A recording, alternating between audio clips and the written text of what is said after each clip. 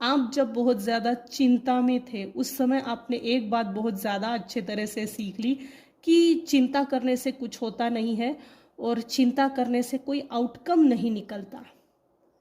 Grief, I understand that losing something is an opportunity to appreciate it. आप जब दुख में थे, आप जब दुख में चले गए, उस दुख में आपने अनुभव किया और समझा। अगर आपने कुछ लॉस किया है तो उस लॉस को अपॉर्चुनिटी में कैसे कन्वर्ट करना चाहिए।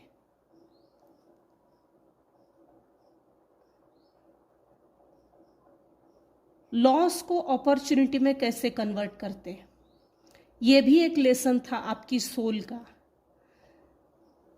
यूनिवर्स ने नोविंगली और अननोविंगली आपके लाइफ में हेल्पिंग हैंड्स भेजे थे, बाकायदा भेजे थे, लेकिन लूज हो गई वो अपॉर्चुनिटी, वो चांस।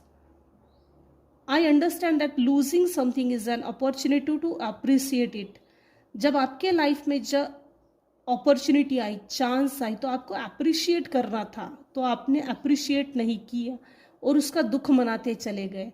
उस दुख से उभरना पड़ता है। तो यहाँ कुछ व्यूअर्स है जिन्होंने यूनिवर्स को लिटरली सेकंड चांस मांगा और यूनिवर्स ने वो आपको दिया और फिर आप संभल गए।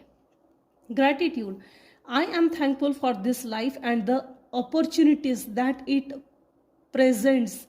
वर्तमान सिचुएशन में प्रेजेंट एनर्जी, करंट एनर्जी ये है कि आपको जब सेकंड चांस दिया गया यूनिवर्स ने, तब आपने ग्रैटिट्यूड पे किया। मुझे सेकंड चांस देने के लिए धन्यवाद। और जब आपको अपॉर्चुनिटी मिली, दिल से ही कहीं ना कहीं वो थैंक यू निकला है यूनिवर्स के लिए, और आपको ग्रेटफुल रहना चाहिए, थैंकफुल यूनिवर्स के प्रति होना ही चाहिए, क्योंकि थैंक यू बोलने से हमारी एनर्जी डबल हो जाती है। आपने कुछ ऐसे दुख को झेला जो अनबियरेबल था, असहनीय। वो इसलिए था क्योंकि आप अपनी कदर नहीं करते थे, अपने सेल्फ रिस्पेक्ट के साथ समझौता करते थे, अपने कॉन्फिडेंस को अपने ही हाथों से लो कर रहे थे। इसलिए ये लेसन था जो आपने ले लिया और यूनिवर्स को सेकंड चांस मांगा, वो मिला भी और आप ग्रो कर गए। सोल लेवल पे भी ग्रो कर गए और 3D वर्ल्ड में भी ग्रो कर गए, मटेरियलिस्टिक वे में। Pride, I love myself and I see myself in everyone. अब आप